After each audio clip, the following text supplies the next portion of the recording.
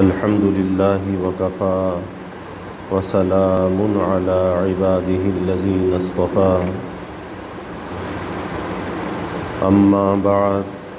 فأعوذ بالله من الشيطان الرجيم بسم الله الرحمن الرحيم يا أيها الذين آمنوا كتب عليكم الصيام كما كتب على الذين من قبلكم لعلكم تتقون أياما معدودات قال النبي صلى الله عليه وسلم شهر رمضان شهر الله وشهر شعبان شهري شعبان المطهر ورمضان المكفر أو كما قال عليه الصلاة والتسليم رب اشرح لي صدري ويسر لي أمري واحلل عقدة من لساني يفقهوا قولي سبحانك لا علم لنا إلا ما علمتنا إنك أنت العليم الحكيم إن الله وملائكته يصلون على النبي يا أيها الذين آمنوا صلوا عليه وسلموا تسليما اللهم صل على محمد عبدك ورسولك وصل على المؤمنين والمؤمنات والمسلمين والمسلمات صدق الله العظيم وصدق رسوله النبي الكريم ونحن على ذلك لمن الشاهدين والشاكرين والحمد لله رب العالمين توفیق الہی اپنے محبوب مرشد پاک کی برکت سے گزشتہ 2 جمعوں میں استقبال رمضان پر بات چل رہی تھی کہ رمضان کا مہینہ جس کے لیے سارا سال جنت کو سجایا جاتا ہے، جنت کو خوشبوؤں کی دھنی دی جاتی ہے، وہ مہینہ اب ہم تک پہنچ چکا ہے۔ چند ساعتیں باقی رمضان کے شروع ہونے میں کہ آج غروب آفتاب کے بعد رمضان کا وہ خیر و برکت والا مہینہ شروع ہونے والا ہے۔ اس مہینے کا استقبال کس طرح سے کیا جائے، اس پر گزشتہ 2 جمعوں سے بات چل رہی ہے۔ اصل چیز یہ ہے کہ انسان کوشش یہ کرے کہ محروم نہ رہے، اور جس کی جو حیثیت ہے اپنی حیثیت کے مطابق اسے کوشش ضرور کرنی چاہیے۔ جیسے سارا سال ہم سستی میں، غفلت میں، کاہلی میں گزار دیتے ہیں، تو یہ رمضان کا مہینہ سستی اور غفلت کا مہینہ نہیں ہے۔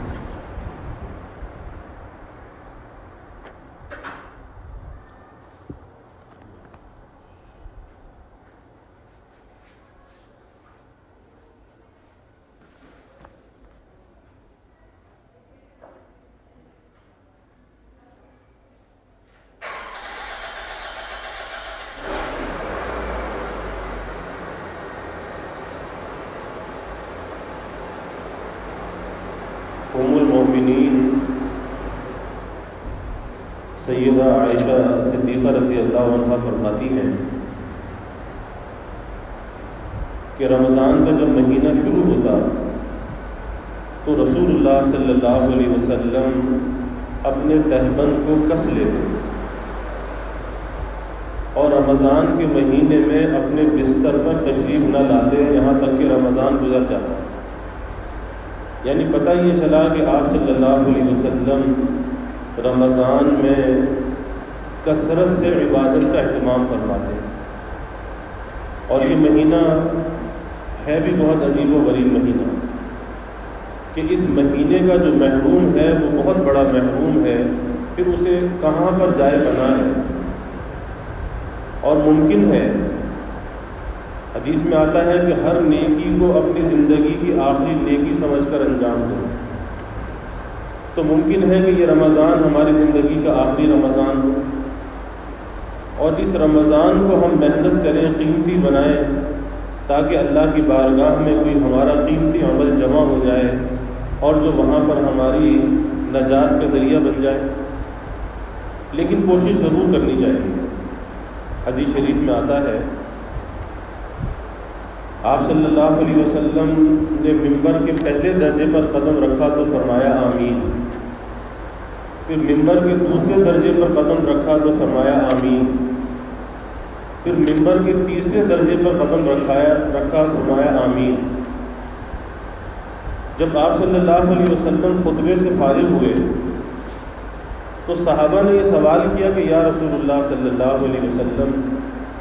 ہم نے آج خلاف معمول ایک نئی بات دیکھی کہ آپ نے ممبر کے پہلے درجے پر، دوسرے درجے پر، تیسرے درجے پر قدم رکھا تو کہا آمین آمین، تو آخر اس کی کیا وجہ ہے؟ تو آپ صلی اللہ علیہ وسلم نے فرمایا کہ جبرائیل امین آئے تھے، تو جبرائیل امین نے 3 بد دعائیں دیں اور آپ صلی اللہ علیہ وسلم نے اس پر آمین کہا۔ پہلی بد دعا یہ دی کہ جس کے سامنے آپ صلی اللہ علیہ وسلم کا نام نامی آئے اور وہ آپ پر درود نہ بھیجے، ایسا شخص ہلاک ہو، برباد ہو۔ آپ نے فرمایا آمین صلی اللہ علیہ وسلم صلی اللہ علیہ وسلم صلی اللہ علیہ وسلم۔ یہ عشق و محبت کا تقاضا ہے کہ جب بھی ہمارے محبوب کا نام آئے تو دل سے آدمی کہے صلی اللہ علیہ وسلم، کیونکہ یہ تو ایک بے وفائی کی علامت ہے کہ آپ کا نام نامی آئے اور آپ پر وہ درود نہ بھیجے، تو اس سے بڑا کوئی بے وفا نہیں۔ تو ایسے شخص کے لیے بھی بد دعا دی جبرائیل امین نے، اور آپ صلی اللہ علیہ وسلم نے آمین کہہ کر اس پر قبولیت کی مہر لگا دی۔ پھر دوسرے نمبر پر فرمایا کہ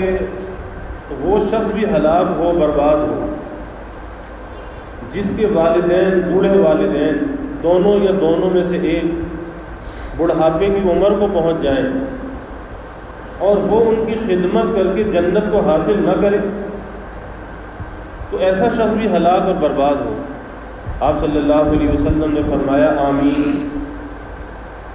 اب ماں باپ کا جو نافرمان ہے اس کے لیے کہاں پر جائے پناہ ہو سکتی ہے، کیونکہ اللہ کے حبیب صلی اللہ علیہ وسلم نے آمین کہہ کر اس بد دعا پر قبولیت کی مہر لگا دی ہے۔ آج لوگ سمجھتے ہیں کہ ماں باپ کو ستانا کوئی معمولی بات ہے، یہ بہت بڑا گناہ ہے،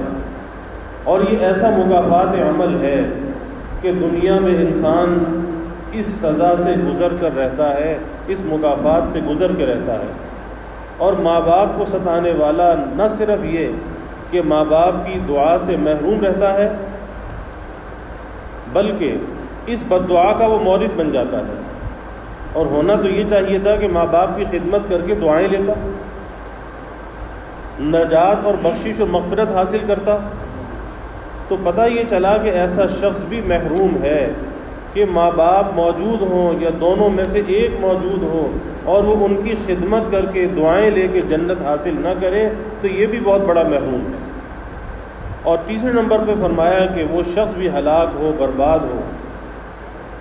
کہ جو رمضان کا مہینہ پائے اور رمضان کا مہینہ پانے کے باوجود اپنی بخشش اور مغفرت نہ کرائے، تو یہ شخص بھی ہلاک اور برباد ہو۔ پتہ یہ چلا کہ یہ رمضان کا جو مہینہ ہے یہ بخشش اور مغفرت کا مہینہ ہے، کہ اللہ تعالیٰ کی جانب سے بخشش اور مغفرت عام ہوتی ہے۔ اب جو بھی سوالی بن کر آ جائے، یہ بند کیوں نہیں کیا تھا؟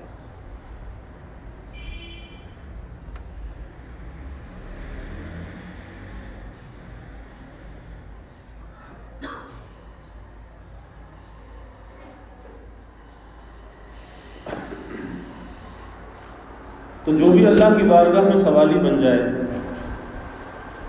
اب وہ سوالی کس طرح سے بنے؟ سوالی بننے کا مطلب یہ نہیں ہے کہ آدمی اللہ سے سوال کرے کہ یا اللہ مجھے بخش دے، یا اللہ تو مجھے معاف کر دے، یہ بھی سوال ہے، لیکن اصل سوالی بننا یہ ہے کہ ایسے اعمال کو اختیار کرے کہ جس سے اسے اللہ تعالیٰ کی رضا حاصل ہو جائے، اللہ کی نافرمانی سے اپنے آپ کو بچائے، اللہ تعالیٰ کی رضا کو حاصل کرے۔ بس ایسا شخص جو ہے یہ سچا سوالی ہے کہ اس مہینے کی بخشش اور مغفرت کو طلب کر رہا ہے، کیونکہ یہ رمضان کا مہینہ جو آتا ہے تو یہ ہمیں کچھ سکھانے کے لیے آتا ہے، یہ رمضان کا مہینہ ہماری تربیت کے لیے آتا ہے، یہ کوئی ایسے ہی نہیں تمام مہینوں کا سردار بنا دیا گیا، یہ کچھ ہماری تربیت کے لیے آتا ہے۔ اور اس سے بڑی تربیت کیا ہوگی کہ روزے کی حالت میں اللہ تعالیٰ حلال چیزوں کو چھڑوا دیتے ہیں، اس سے بڑھ کے کیا تربیت ہوگی؟ اور ہمیں اس بات کا سبق دیا جاتا ہے کہ تمہارے اندر وہ صلاحیت موجود ہے کہ جب تم حلال کو بھی چھوڑ سکتے ہو تو پھر حرام کا چھوڑنا کیا مشکل ہے۔ اور حقیقت یہی ہے کہ خالی انسان کے پیٹ کا روزہ نہیں ہے، آج پیٹ کا روزہ تو ہر آدمی رکھ لیتا ہے۔ ارے بھائی، اس پیٹ کے ساتھ ساتھ ہمارے پورے جسم کا روزہ ہے، سر سے لے کے پیر تک روزہ ہے۔ اور بعض بزرگوں نے تو یہ فرمایا کہ ایک انسان کا ساری زندگی روزہ ہے، ساری زندگی، کہ جیسے روزے کی حالت میں اپنے پیٹ کی حفاظت کرتا ہے، اپنے حلق کی حفاظت کرتا ہے، تو اسی طریقے سے ساری زندگی کا روزہ اس اعتبار سے ہے کہ اس کے پیٹ میں کوئی حرام کا لقمہ نہ جائے، کوئی ایسا قطرہ حلق سے نیچے نہ اترے کہ جسے اللہ نے حرام کیا ہے، اس کی آنکھ کا استعمال غلط نہ ہو، اس کی زبان کا استعمال غلط نہ ہو۔ اور یہ پابندیاں خالی روزے کی حالت میں نہیں، ساری زندگی کی ہیں، جب تک کہ ایمان کے ساتھ خاتمہ نہ ہو جائے، ساری زندگی کی پابندی ہے۔ تو آج روزہ تو لوگ رکھ لیتے ہیں، لیکن روزہ رکھنے کے بعد زبان کی احتیاط نہیں ہوتی، آنکھ کی احتیاط نہیں ہوتی، کانوں کی احتیاط نہیں ہوتی۔ یہی وجہ ہے کہ روزہ رکھ کر فریضہ سر سے ساقط ہو جانا یہ ایک الگ بات ہے، لیکن اس روزے کا پورا اجر و ثواب ملنا، اس کے پورے فوائد اور ثمرات کو حاصل کرنا، یہ اس وقت تک آدمی کو حاصل نہیں ہو سکتے جب تک کہ اس کے پورے جسم کا روزہ نہ ہو، اس کی آنکھ کا بھی روزہ ہو، زبان کا بھی روزہ ہو، اس کے کان کا بھی روزہ ہو، اور اس کے افکار اور خیالات کا بھی روزہ ہو۔ کہ خالی پیٹ پر تو، حلق پر تو پہرا بٹھا دیا کہ کوئی قطرہ اندر نہ جائے، کوئی لقمہ اندر نہ جائے، لیکن اس آنکھ پر کون پہرا بٹھائے گا، اس کان پر کون پہرا بٹھائے گا، اس زبان کو کون روکے گا، اور یہ افکار اور خیالات کی جو پرواز ہے، اس پرواز کو لگام کون لگائے گا، یہ بھی تو کام ہمیں کرنا ہے۔ آج اکثر یہ ہوتا ہے کہ روزہ رکھنے کے بعد آدمی کھانا اور پینا، حلال چیزوں کو تو چھوڑ دیتا ہے لیکن حرام چیزوں کو نہیں چھوڑتا، غیبت نہیں چھوڑتا، جھوٹ نہیں چھوڑتا، بہتان اور الزام نہیں چھوڑتا، بد نظری نہیں چھوڑتا، کسی پر شہوت کی نظر ڈالتا ہے، کسی پر حقارت کی نظر ڈالتا ہے، اور اسی طریقے سے ان کانوں سے گانا باجا موسیقی سنتا ہے، ان کانوں سے غیبتوں کو سنتا ہے۔ اب یہ ساری چیزیں کیا ہیں؟ روزے کے اجر و ثواب کو خراب کرنے والی ہیں، اس کے اجر و ثواب کو ضائع کرنے والی ہیں۔ کیونکہ اگر کسی برتن میں سوراخ ہو اور اس برتن میں آپ کچھ جمع کرنا چاہیں تو وہ کبھی بھی جمع نہیں ہو سکتا جب تک کہ ان سوراخوں کو بند نہ کیا جائے۔ آج اگر یہ گناہوں کے سوراخ موجود ہیں تو پھر روزے کا جو اجر و ثواب ہے، اس کی عبادات کا جو اجر و ثواب ہے، تو وہ اجر و ثواب جمع کیسے ہوگا جب آپ کے برتن میں ہی سوراخ ہے؟ تو سب سے پہلے ان سوراخوں کو بند کرنا چاہیے۔ یعنی ابھی رمضان کے آنے میں چند ساعتیں باقی ہیں، ہمیں صدق دل کے ساتھ اللہ کے سامنے توبہ کرنی چاہیے کہ یا اللہ، اب سے پہلے ہم نے جو گناہ کیے ہم اس پر نادم اور پشیمان ہیں، ہم ان گناہوں کو ترک کرتے ہیں اور آئندہ بچنے کے لیے عزم اور ارادہ کرتے ہیں کہ آئندہ یا اللہ تیری نافرمانی کے قریب نہیں جائیں گے۔ اور جب بندہ پکی سچی توبہ کر لیتا ہے، دل کی سچائی کے ساتھ توبہ کرتا ہے، تو یہ جو سوراخ ہیں گناہوں کے، یہ فوراً بند ہو جاتے ہیں۔ اب کہ سچائی دل کے اندر ہونی چاہیے، یہ سوراخ فوراً بند ہو جاتے ہیں۔ اب اس کے بعد پھر اس توبہ کی حفاظت اور نگرانی ہوتی ہے۔ تو اس لیے بھائی اس مہینے کا استقبال یہ ہے کہ ہمیں ان ساعتوں کے آنے سے پہلے پہلے اللہ کی بارگاہ میں توبہ کر لینی چاہیے، کیونکہ روزہ بہت اونچا عمل ہے۔ حدیث شریف میں آتا ہے کہ اللہ تعالیٰ فرماتے ہیں کہ انسان کا جو بھی عمل ہے وہ اس کے لیے ہے، لیکن روزہ میرے لیے،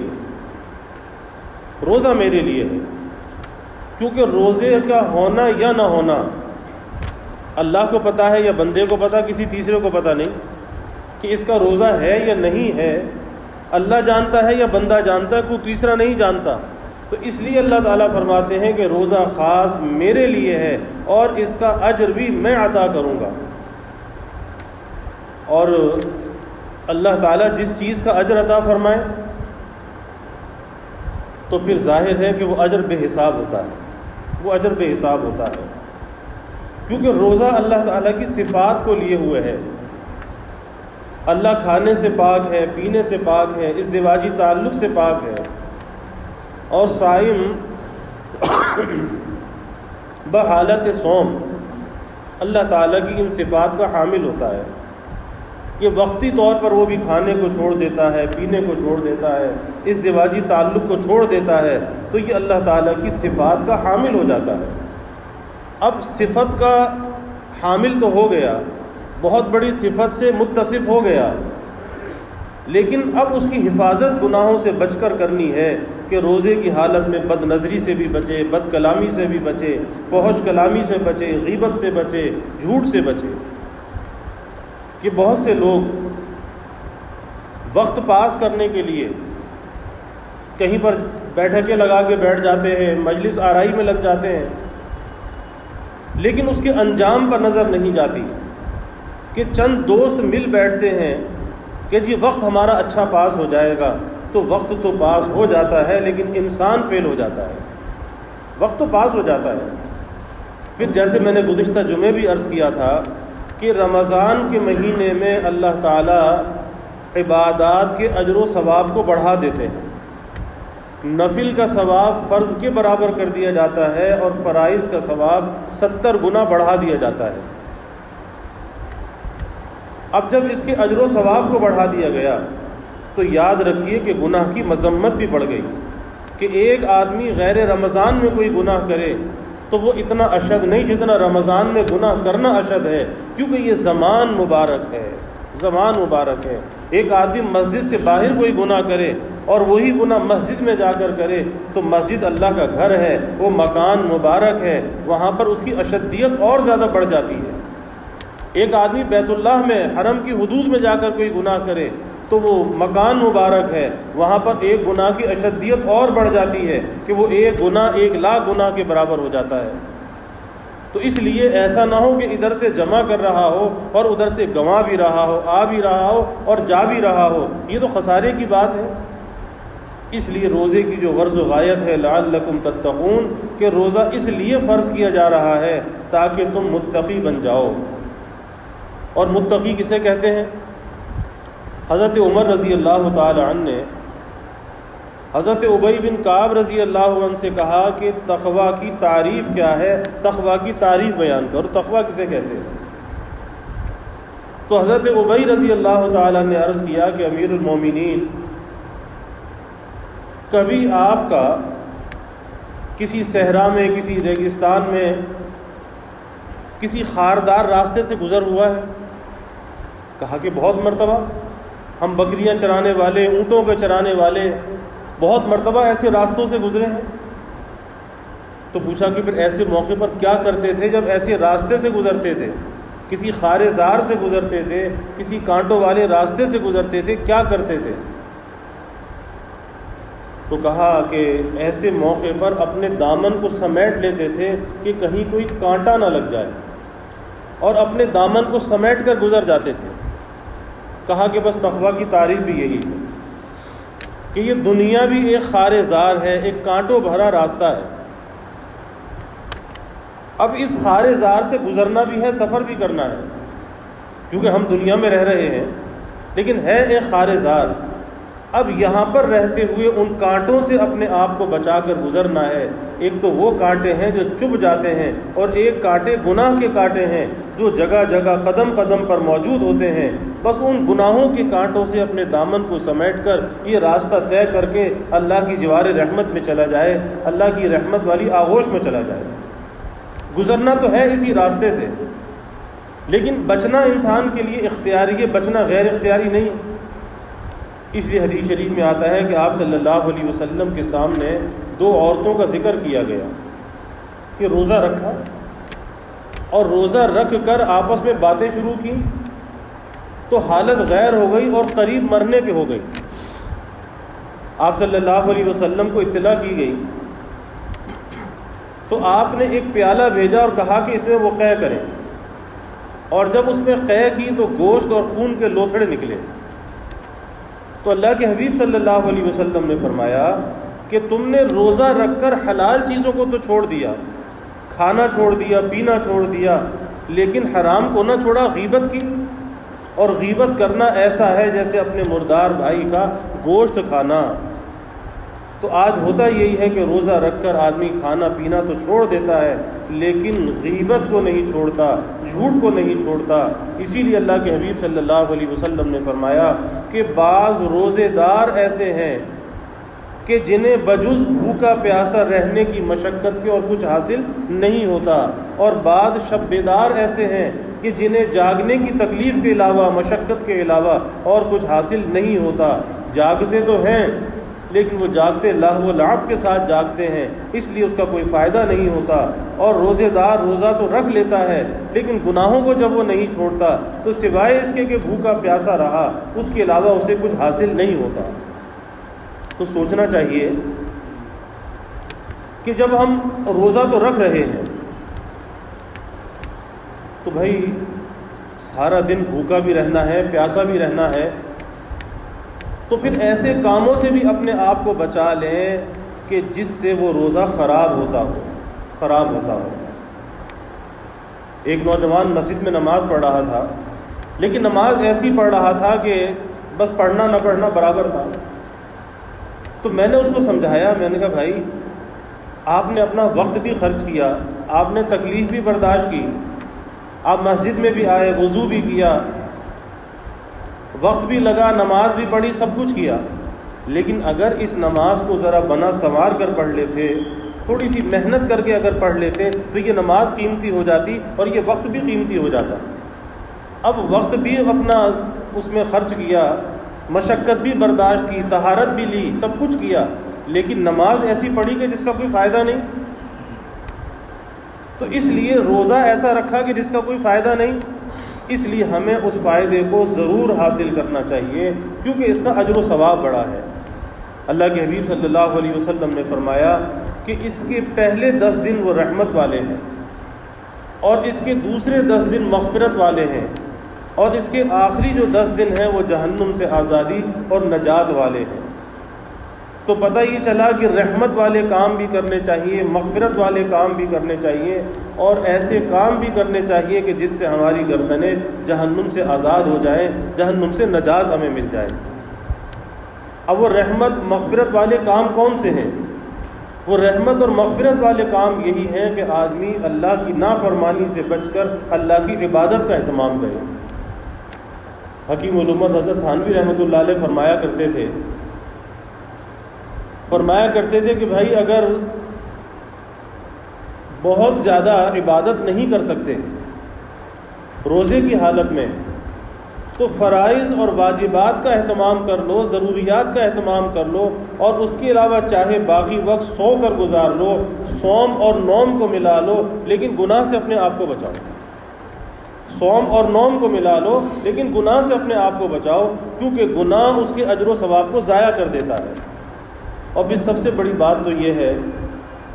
کہ یہ رمضان جو ہے قرآن کا مہینہ ہے، شہر رمضان الذی انزل فیہ القرآن، کہ قرآن کو اللہ نے رمضان میں نازل کیا ہے۔ اور اللہ کے حبیب صلی اللہ علیہ وسلم کا کیا معمول تھا کہ رمضان کے مہینے میں ہر رات میں جبرائیل امین آسمان سے آتے تھے، اور اللہ کے حبیب صلی اللہ علیہ وسلم ان کے ساتھ قرآن پاک کا دور فرماتے تھے، قرآن پاک سنتے بھی تھے، قرآن پاک سناتے بھی تھے۔ اور جب آپ صلی اللہ علیہ وسلم کا آخری رمضان تھا تو اس رمضان میں آپ صلی اللہ علیہ وسلم نے 2 مرتبہ قرآن پاک کا دور فرمایا جبرائیل امین کے ساتھ۔ تو یہ رمضان کا مہینہ یہ آپس میں باتیں کرنے کا مہینہ نہیں ہے، بلکہ یہ اللہ تعالیٰ سے باتیں کرنے کا مہینہ ہے، کیونکہ جتنی انسان زیادہ باتیں کرتا ہے اس کا نتیجہ دل کی قساوت ہوتی ہے، دل کی ظلمت ہوتی ہے، دل کا اندھیرا ہوتا ہے۔ ہمارے حضرت رحمۃ اللہ علیہ فرمایا کرتے تھے کہ زبان بند کر دل کھل جائے گا، یعنی اگر دل کو کھولنا چاہتا ہے تو زبان بند کر لے، اللہ دل کو کھول دے گا۔ اور یہ رمضان کا مہینہ دل کو کھولنے کا مہینہ ہے، اللہ کے ساتھ اپنے تعلق کو جوڑنے کا مہینہ ہے، اور جو تعلق مع اللہ رمضان میں انسان کو حاصل ہوتا ہے، تھوڑا کام کر کے زیادہ تعلق حاصل ہوتا ہے، وہ غیر رمضان میں یہ چیز حاصل نہیں ہوتی، کیونکہ یہ تو ایک ایسا موسم ہے، ایک ایسا سیزن ہے کہ اللہ تعالیٰ کی رحمت بارش کی طرح برس رہی ہے، اب جو بھی اسے حاصل کرنا چاہے اسے حاصل کر سکتا ہے۔ تو یہ اللہ کی طرف سے ایک خاص انعام ہے جو یہ مہینہ آ رہا ہے، اور یہ اللہ کا بھیجا ہوا ایک مہمان بھی ہے۔ اور جیسے ہم اپنے مہمان کا استقبال کرتے ہیں، اس کے لیے تیاری کرتے ہیں، کوئی معزز مہمان ہمارے گھر آنے والا ہو کہ اس کے لیے کیا پکانا ہے، کیا انتظام کرنا ہے، کیا صفائی کرنی ہے، پہلے سے ہر چیز تیار کرتے ہیں۔ تو اسی طریقے سے رمضان کے لیے اپنے باطن کی اور اپنے روح کی تیاری ہے کہ ظاہر کی چیزوں کو تو صاف ستھرا کر لیا جاتا ہے، لیکن اپنے اندر کی تیاری یہ ہے کہ پکی سچی توبہ کر کے اپنے باطن کو گناہوں کی آلودگی سے پاک اور صاف کریں، اور اسے اس قابل بنائیں کہ اللہ کی طرف سے جو رحمتیں نازل ہوں وہ رحمتیں ہم بھی کو جذب کر سکیں، ان رحمتوں کو حاصل کر سکیں۔ اور وہ اس وقت تک نہیں ہوتا کہ جب تک آدمی اپنی اس زبان کو بند نہ کرے۔ اور بزرگوں نے مثال دی کہ یہ جو سچا موتی ہے، پرل جسے کہتے ہیں، تو یہ سچا موتی بنتا کس طریقے سے ہے کہ برسات کے زمانے میں سیپ جو ہوتی ہے سمندر میں، سیپ پانی کی سطح پر آ جاتی ہے اور اوپر سے بارش برس رہی ہوتی ہے، تو بارش کا قطرہ جب سیپ کے اندر جاتا ہے، سیپ اس قطرے کو لے کے سمندر کی تہ میں چلی جاتی ہے، خلوت میں چلی جاتی ہے، اور کچھ دن کے لیے اپنے منہ کو بند کر لیتی ہے، اور جو سیپ اپنے منہ کو بند کر لیتی ہے وہ بارش کا قطرہ موتی بن جاتا ہے۔ کتنا قیمتی ہوتا ہے، کہتے ہیں سچا موتی پرل بڑا مہنگا بکتا ہے۔ تو اسی طریقے سے جب تک بندہ اپنے منہ کو بند نہیں کرتا، اس زبان کو لگام نہیں دیتا، اس وقت تک اللہ کی رحمت کا، اللہ کی محبت کا جو موتی ہے وہ اس کے دل میں نہیں آتا۔ اس کے لیے 2 چیزوں کی ضرورت ہے، ایک زبان کو بند کرنے کی ضرورت ہے اور ایک خلوت کی ضرورت ہے، تنہائی کی ضرورت ہے، مجلس آرائی کی نہیں بلکہ تنہائی کی ضرورت ہے۔ اور وہ تنہائی بھی کیسی تنہائی ہو، وہ تنہائی اللہ تعالیٰ کی معرفت کے ساتھ ہو، اللہ کے ڈر اور خوف کے ساتھ ہو۔ آج والی خلوت نہیں کہ جو موبائل فون کے ساتھ ہے، کہ جس میں انسان کے افکار اور خیالات بھی پراگندہ ہیں۔ آج موبائل فون کے ذریعے سے ساری دنیا کی سیر کر رہا ہے، فیس بک پر ساری رات ضائع کر رہا ہے، فحش قسم کی چیزوں کو دیکھ رہا ہے، تو کیا یہ خلوت ہے؟ ارے بھائی یہ کہاں سے خلوت ہے؟ یہ تو جلوت سے بھی زیادہ بدتر چیز تیرے پاس موجود ہے۔ اس لیے اپنی خلوتوں کو ناپاک نہیں کرنا چاہیے۔ اور یہ رمضان کا مہینہ ایک مہینہ ایسا ہے، اور یہاں تک حدیث شریف میں آتا ہے کہ جب رمضان کی پہلی رات ہوتی ہے تو اللہ کے عرش سے جنت میں ایک ایسی ہوائیں چلتی ہیں، ٹھنڈی ہوائیں چلتی ہیں کہ جس سے جنت کے جو محلات ہیں اس کے حلقے بجنے لگتے ہیں، ایک سریلی آواز پیدا ہوتی ہے۔ تو جنت کی حوریں یہ پوچھتی ہیں جو جنت کا داروغہ ہے رضوان سے کہ یہ کیسی ہوائیں ہیں؟ وہ کہتا ہے کہ آج رمضان کی پہلی رات ہے، اس لیے جنت کی یہ ہوائیں چل رہی ہیں۔ تو وہ حوریں یہ کہتی ہیں کہ یا اللہ کہ تو نے ہمارے مقدر میں جو مرد لکھے ہیں تو انہیں ہم تک بھیج دے۔ تو انہیں بتایا جاتا ہے کہ تمہارے لیے ہر وہ بندہ کہ جو رمضان میں اللہ کی عبادت کرنے والا، اور وہ عبادت کس طرح سے کرنے والا کہ ایک سجدہ جو رمضان کی رات میں کرتا ہے، رمضان کی رات کے ایک سجدے پر اسے 2500 نیکیاں ملتی ہیں، ایک سجدے پر 2500 نیکیاں۔ اس لیے نماز تراویح کو کبھی بوجھ نہیں سمجھنا چاہیے، بلکہ دل کے شوق کے ساتھ تراویح پڑھنی چاہیے کہ ایک ایک سجدہ جو ہے اللہ تعالیٰ کے قرب کا ایک درجہ ہے۔ 40 سجدے کر کے آدمی 40 درجے اللہ سے قریب ہوتا ہے۔ کتنا اللہ تعالیٰ کا احسان ہے کہ 40 سجدوں کی توفیق مل جاتی ہے، قرآن پاک سننے کی توفیق مل جاتی ہے۔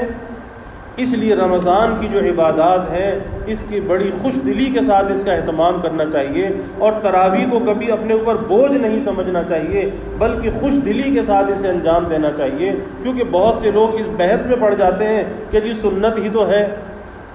ارے بھائی، اس کو کیوں سوچتے ہو کہ سنت ہے یا نفل ہے یا فرض ہے؟ یہ سوچو کہ نفع کا کام ہے یا نہیں ہے، اور ہم نفع کے محتاج ہیں یا نہیں ہیں، اجر و ثواب کا ذریعہ ہے یا نہیں، اور اس کا فائدہ کل قیامت کے دن ہمیں پتہ چلے گا کہ آج جو چھوٹی چھوٹی نیکیاں ہم ضائع کر دیتے ہیں، کل قیامت کے دن پتہ چلے گا کہ ان چھوٹی چھوٹی نیکیوں کا اجر و ثواب کتنا تھا۔ تو اس لیے خلوت اور ذکر، یہ دو چیزیں ایسی ہیں جو رمضان کے انوار اور برکات کا ذریعہ بنتی ہیں۔ اس لیے تنہائی میں بیٹھ کر بس قرآن مجید کی تلاوت کرے، اور یہ دونوں چیزیں انسان کو اللہ سے قریب کرنے والی ہیں۔ اور تیسری بات یہ ہے کہ اللہ تعالیٰ سے دعاؤں کا اہتمام کرے، دعاؤں کا اہتمام کرے، جتنا زیادہ اللہ سے مانگ سکتا ہے۔ ہمارے حضرت مسیح الامت رحمۃ اللہ علیہ فرماتے تھے کہ صائم بحالت صوم، روزے دار روزے کی حالت میں، فرماتے ہیں اللہ کا ولی ہوتا ہے۔ صائم بحالت صوم، اللہ کا ولی ہوتا ہے، اور ہر ولی مستجاب الدعوات ہوتا ہے۔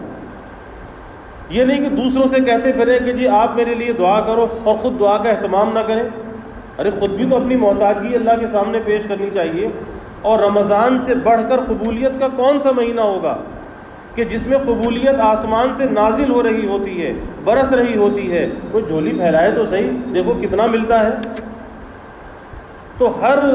روزے دار جو ہے وہ اللہ کا ولی ہوتا ہے بحالت صوم، اور ہر ولی مستجاب الدعوات ہوتا ہے۔ یعنی روزے کی حالت میں جب بندہ اللہ سے مانگتا ہے تو اللہ تعالیٰ اس کی دعا کو رد نہیں کرتا۔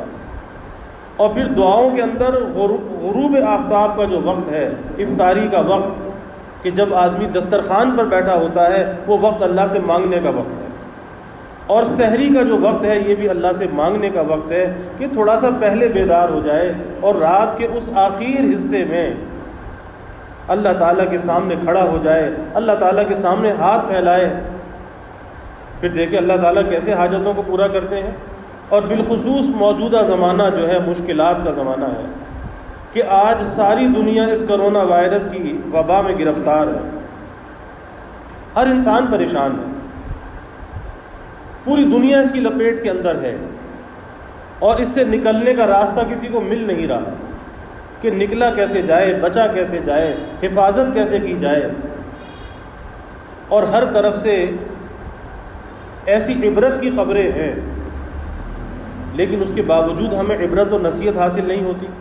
پھر ہم قصے کہانیوں میں لگ جاتے ہیں۔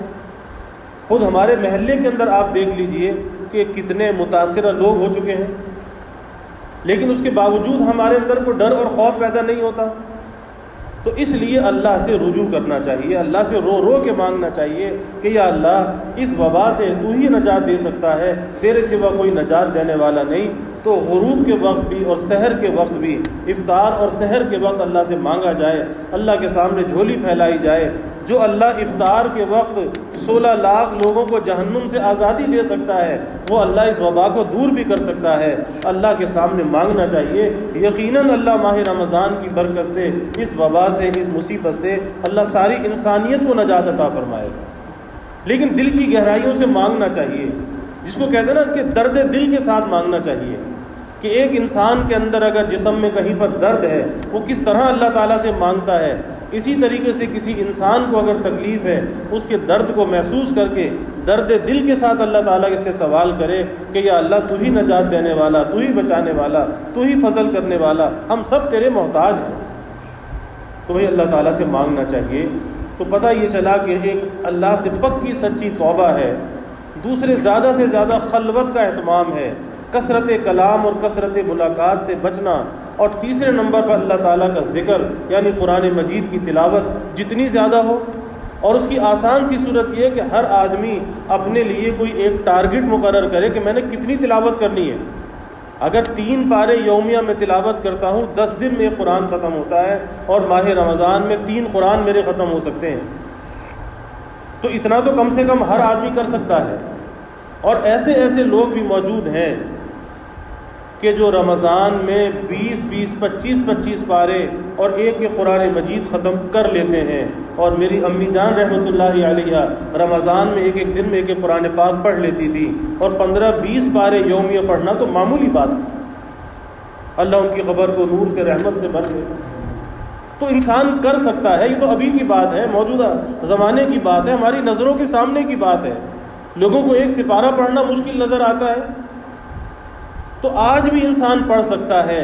صرف ایک ہمت کر کے اگر وہ بیٹھ جائے تو 5-7 پارے پڑھنا ایک نشست میں معمولی بات ہے، بہت آسانی کے ساتھ آدمی پڑھ سکتا ہے، کوئی مشکل نہیں ہے۔ اس لیے رمضان میں فضول ملاقات سے، فضول بات سے بچ کر بس تنہائی کو اختیار کرے اور اللہ کے ساتھ بس باتیں کرتا رہے، یعنی قرآن مجید کی تلاوت اور کثرت سے دعاؤں کا اہتمام۔ انشاءاللہ تعالیٰ اس کی برکات کا ضرور ظہور ہوگا، اور یہ مشکلات اور یہ پریشانیاں دور ہوں گی۔ اللہ تعالیٰ اس آنے والے رمضان کو ہم سب کے لیے خیر و برکت کا ذریعہ بنائے، پوری امت مسلمہ کے لیے اور ساری انسانیت کے لیے اللہ تعالیٰ اسے امن کا، سلامتی کا، عافیت کا مہینہ بنا دے، اور اللہ سب کو عافیت اور سلامتی عطا فرمائے۔ اور یہ بھی عرض کروں کہ ماہ رمضان میں ہماری عصر کی یہ مجلس نہیں ہوتی، اس لیے رمضان میں عصر کی مجلس کا ناغہ رہے گا، اور عشاء کی جو مجلس ہماری آن لائن بھی چل رہی ہے تو وہ انشاءاللہ تعالیٰ سلسلہ چلتا رہے گا۔ باقی رمضان المبارک میں 2:30 بجے سے 3 بجے تک مجلس کا معمول ہوتا ہے، تو وہ 2:30 سے 3 تک وہ معمول انشاءاللہ تعالیٰ چلتا رہے گا، لیکن عصر کی مجلس کا رمضان میں ناغہ ہوگا۔ پھر انشاءاللہ تعالیٰ عید کے بعد پھر مل بیٹھنا ہوگا۔ اللہ تعالیٰ ہمیں ماہ رمضان کی جملہ عبادات اور اس کی برکات اللہ ہم سب کو نصیب فرمائے۔ وآخر دعوانا الحمدللہ رب العالمین والعاقبۃ للمتقین والصلاة والسلام علی اشرف الانبیاء والمرسلین۔ اللہم صل علی سیدنا و مولانا محمد وعلی آل سیدنا و مولانا محمد صلاة تنجینا بها من جميع الأحوال والآفات وتغزيلنا بها جميع الحاجات وتطهرنا بها من جميع السيئات وترفعنا بها عندك أعلى الدرجات وتبلغنا بها أقصى الغايات من جميع الخيرات في الحياة وبعد الممات إنك على كل شيء قدير۔ اللهم رب الحل والحرم ورب المشعر الحرام ورب البيت الحرام ورب الركن والمقام، أبلغ لروح سيدنا ومولانا محمد منا السلام۔ ربنا آتنا في الدنيا حسنة وفي الآخرة حسنة وقنا عذاب النار۔ ربنا أتمم لنا نورنا واغفر لنا إنك على كل شيء قدير۔ ربنا ظلمنا أنفسنا وإن لم تغفر لنا وترحمنا لنكونن من الخاسرين۔ رب اغفر وارحم وأنت خير الراحمين۔ رب اغفر لي وتب علي إنك أنت التواب الرحيم۔ رب اغفر لي وارحمني وتب علي إنك أنت التواب الرحيم۔ اللهم ارفع عنا البلاء والوباء، اللهم ارفع عنا البلاء والوباء، اللهم ارفع عنا البلاء والوباء۔ اللهم إنا نعوذ بك من جهد البلاء ودرك الشقاء وسوء القضاء وشماتة الأعداء۔ اللهم إنا نعوذ بك من زوال نعمتك وتحول عافيتك وفجاءة نقمتك وجميع سخطك۔ یا اللہ یا رحمان یا رحیم یا کریم یا ارحم الراحمین یا اکرم الاکرمین۔ یا اللہ ہمارے گناہوں کو معاف فرما، خطایا سے درگزر فرما، اپنی محبت معرفت عطا فرما۔ یا اللہ یہ چند ساعتیں باقی ہیں ماہ رمضان کے شروع ہونے میں، اے اللہ ہم تیرے گنہگار بندے ہیں، اپنے گناہوں پر نادم ہیں، پشیمان ہیں، اے اللہ ہم ہر قسم کے گناہوں کو ترک کرتے ہیں، یا اللہ آئندہ بچنے کا عزم کرتے ہیں، اے اللہ تو ہمارے گناہوں کو معاف فرما دے، ہمیں گناہوں سے پاک اور صاف فرما دے، یا اللہ اس باطن کی قلب کی صفائی کے ساتھ ہمیں استقبال رمضان کی توفیق عطا فرما، ہمیں ماہ رمضان تک پہنچا، یا اللہ یہ جو آپ کا مہمان آنے والا ہے ہمیں اس کا استقبال کرنے والا بنا، اے اللہ یہ مہمان ہمارے پاس جب تک رہے، اے اللہ ہمیں اس کی عبادات کی توفیق عطا فرما، اس کے روزے بھی ہمارے لیے آسان فرما، اس کی تراویح بھی آسان فرما، کثرت تلاوت کی توفیق عطا فرما، فضول گوئی سے بچا، بد گوئی سے بچا، یا اللہ فحش گوئی سے بچا، حفظ لسان کی توفیق عطا فرما، غض بصر کی یا اللہ توفیق عطا فرما، اے اللہ ایک ایک لمحے کی قدردانی نصیب فرما، یا اللہ یہ رحمت والے لمحات شروع ہونے والے ہیں، اے اللہ ہم محتاج ہیں تیری رحمت کے، اے اللہ ہم محتاج ہیں تیری رحمت کے، تو ہمیں مورد رحمت بنا، اے اللہ تو مورد رحمت بنا، مورد مغفرت بنا، ہماری گردنوں کو جہنم سے آزادی عطا فرما، اے اللہ یہ تیرا مہمان ہم سے راضی ہو کے جائے، اے اللہ ہم سے ناراض ہو کے نہ جائے، اے اللہ تیرے دربار میں یہ ہمارا سفارشی بن جائے، اے اللہ یہ روزہ یہ قرآن تیرے دربار میں سفارشی ہوں گے، اے اللہ روزے کو قرآن کو ہم سب کے لیے شفیع بنا دے، یا اللہ ہمارے حق میں ان کی شفاعت کو قبول فرما، ہماری بخشش اور مغفرت فرما، ہمارے ماں باپ کی بخشش و مغفرت فرما، ہمارے بیوی بچوں کی بخشش اور مغفرت فرما، ہمارے بہن بھائیوں کی بخشش اور مغفرت فرما، پوری امت حبیب کی بخشش و مغفرت فرما، اے اللہ ساری انسانیت اس وبا میں گرفتار ہے، اے اللہ ہم کمزور ہیں، ضعیف ہیں، ہم اس وبا سے نہیں نکل سکتے، یا اللہ تیرے سوا کوئی نجات دینے والا نہیں، یا اللہ ساری انسانیت کو اس وبا سے نجات عطا فرما، اے اللہ اس کے مضر اثرات سے بچا، اس کو پھیلنے سے بچا، اس کے نقصانات سے بچا، یا اللہ مزید امتحان کا ہمارے اندر تحمل نہیں، اے اللہ ہماری بستیوں تک محلوں تک یہ وبا پہنچ گئی، تو ہی حفاظت کرنے والا ہے، اے اللہ تو سب کی حفاظت فرما، ہمارے چھوٹے چھوٹے بچوں کی حفاظت فرما، ہمارے نوجوانوں کی حفاظت فرما، اے اللہ ہمارے بوڑھوں کی حفاظت فرما، ہماری خواتین کی حفاظت فرما، ہمارے اعزاء اقربا کی حفاظت فرما، اے اللہ تو اپنی حفاظت میں لے لے، اپنی مدد سے ہمیں کبھی بھی محروم نہ فرما، یا اللہ ہم قدم قدم پر تیری مدد کے محتاج ہیں، اے اللہ ہمارے محلے میں جو متاثر ہیں، ہمارے شہر میں جو متاثر ہیں انہیں صحت و شفا عطا فرما، ان کے گھر والوں کو اس کے اثرات سے بچا، اہل محلہ کو بچا، اہل شہر کو بچا، ہمارے صوبے والوں کو بچا، پورے ملک والوں کو بچا، اے اللہ پوری انسانیت کی حفاظت فرما، یا اللہ سب تیری طرف دیکھ رہے ہیں، سب کی نگاہیں تیری ہی جانب ہیں، اے اللہ تو اپنے فضل کا معاملہ فرما، عفو درگزر کا معاملہ فرما، یا اللہ تو سب کو نجات عطا فرما، اس وبا کو ساری دنیا سے یا اللہ کھو دے، اس کے مضر اثرات کو یا اللہ دھو دے، اپنے فضل کا معاملہ فرما، عفو درگزر کا معاملہ فرما، اے اللہ سب کے دلوں میں جو نیک ارادے ہیں، خواہشات ہیں، یا اللہ بعافیت اس کی تکمیل فرما، اس رمضان کو ہمارے لیے زندگی میں تبدیلی کا ذریعہ بنا، اعمال میں استقامت کا ذریعہ بنا، کثرت ذکر اور کثرت تلاوت کا ذریعہ بنا، قرآن کے ساتھ یا اللہ ہمیں وفا کا تعلق نصیب فرما، یا اللہ کثرت تلاوت کی توفیق عطا فرما، اس کے انوار سے ہمارے قلوب کو معمور و منور فرما، اے اللہ یہ قرآن قیامت کے دن ہمارے لیے شفیع بنا دے، اس کی شفاعت کو یا اللہ قبول فرما، یا اللہ اپنی رحمتوں کا نزول فرما، برکتوں کا نزول فرما، ماہ رمضان کی برکات سے سب کو مالا مال فرما، اے اللہ کسی کو بھی محروم نہ فرما، یا اللہ کسی کو بھی محروم نہ فرما، یا اللہ ہم ناقص ہیں، ہماری طلب بھی ناقص ہے، آپ کی عطا کامل ہے، اے اللہ ہمارے مانگنے کو نہ دیکھ، اپنی شان کریمی سے عطا فرما، بن مانگے عطا کرنے والی ذات، اے اللہ تو ہمارے مانگنے کو نہ دیکھ، اپنے فضل سے ہماری دامن مراد کو بھر دے، رمضان کی رحمتوں سے برکتوں سے بھر دے، یا اللہ اس میں ہمارے ظاہری رزق کو بھی بڑھا دے، ہمارے باطنی رزق کو بھی بڑھا دے، اے اللہ ہمیں دوسروں کا ادب اور احترام کرنے والا بنا، خدمت کرنے والا بنا، دعائیں لینے والا بنا۔ یا اللہ والدین کی نافرمانی سے بچا، والدین کی دعائیں لینے والا بنا، کثرت سے درود پاک کا اہتمام کرنے والا بنا، اور یہ ماہ رمضان ہمارے لیے بخشش اور مغفرت والا رمضان بنا۔ یا اللہ اپنی رحمتوں کا نزول فرما، برکتوں کا نزول فرما، راحتوں کا نزول فرما، زحمتوں کو یا اللہ دور فرما۔ اے اللہ تو قبولیت کو نازل فرما۔ ہم رمضان غیر رمضان میں یا اللہ جو بھی دعائیں مانگیں ان اپنی بارگاہ میں قبول فرما، سب کو مستجاب الدعوات بنا۔ اے اللہ سب کو مستجاب الدعوات بنا، سب کی دعاؤں کی قبولیت کا ظہور بھی عافیت کے ساتھ اے اللہ جلد فرما۔ یا اللہ ہمیں دین دنیا آخرت کی ہر بھلائی عطا فرما، عافیت دارین عطا فرما۔ ربنا تقبل منا انك انت السميع العليم وتب علينا انك انت التواب الرحيم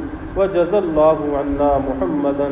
صلى الله عليه وسلم ما هو اهله وصلى الله تعالى وسلم على النبي الكريم آمين آمين برحمتك يا ارحم